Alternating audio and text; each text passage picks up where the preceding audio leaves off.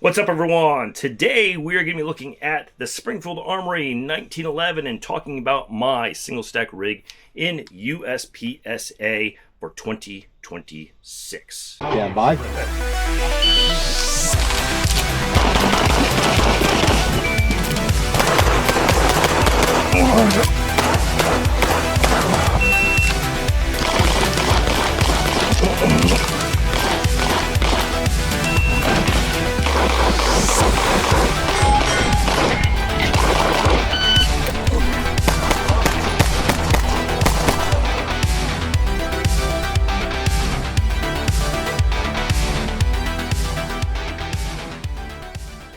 Before we begin, please take the time to hit the red button to like and subscribe, as it does help out the channel. There is a lot of valuable free information on this channel, do-it-yourself stuff, product reviews, as well as shooting videos. Okay, so I have my Springfield Armory Target 9mm 1911A1. This is not a very expensive 1911 from Springfield Armory. It's kind of their midline one. I live in California, so this is the California compliant version.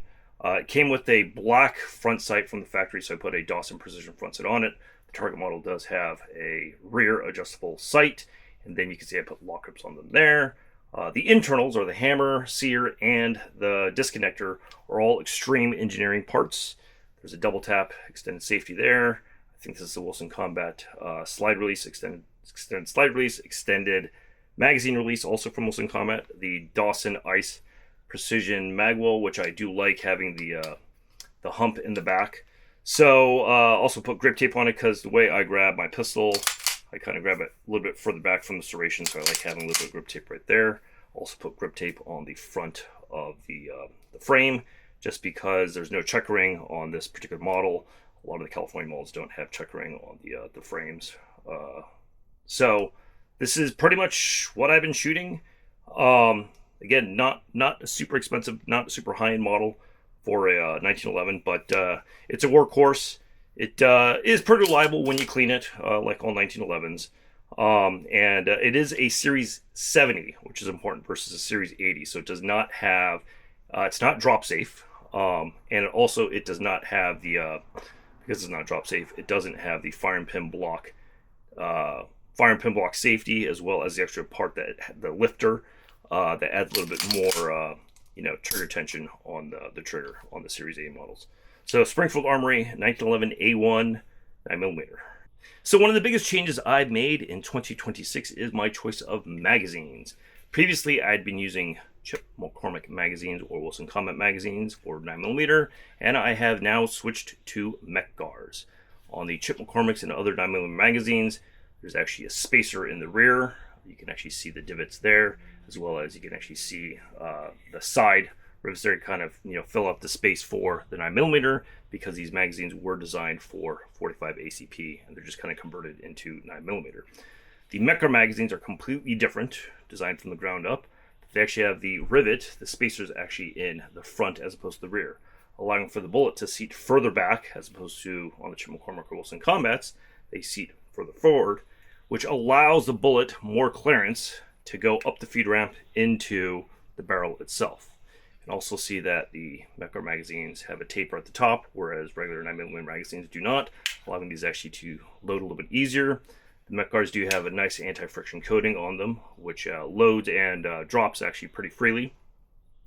And then from the factory, the Mech-Gars actually come with a plastic base pad. You can actually see there, this one has a Dawson Precision base pad on it that you have to buy extra, whereas the Mech-Gars actually come with a plastic base pad from the factory.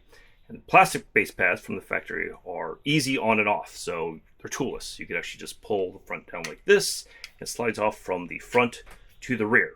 Whereas most 1911 base pads will actually push something down, and then it slides from the rear to the front.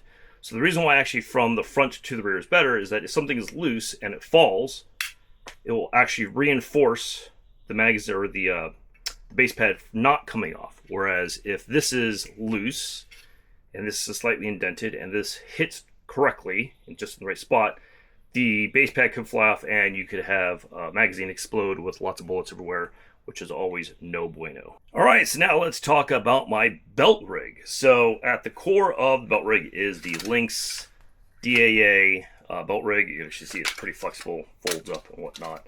I do have on the back, this is the back, I have the ratchet system versus the standard, whatever it is, it's just a locking piece.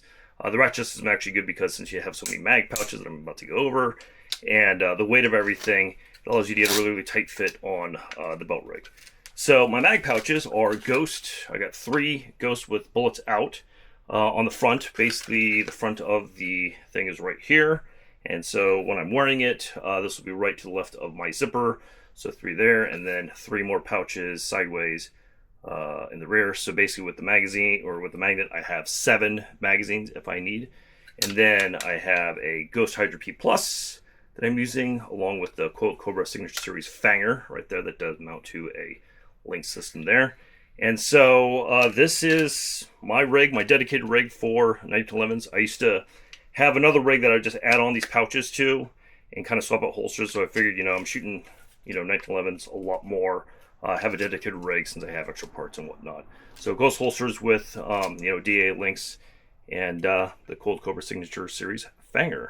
All right, so there you have it. If you haven't already, please take the time to like and subscribe, as it does help out the channel, as well as hit the little bell notification that we can get notified when all the new videos come out from my channel.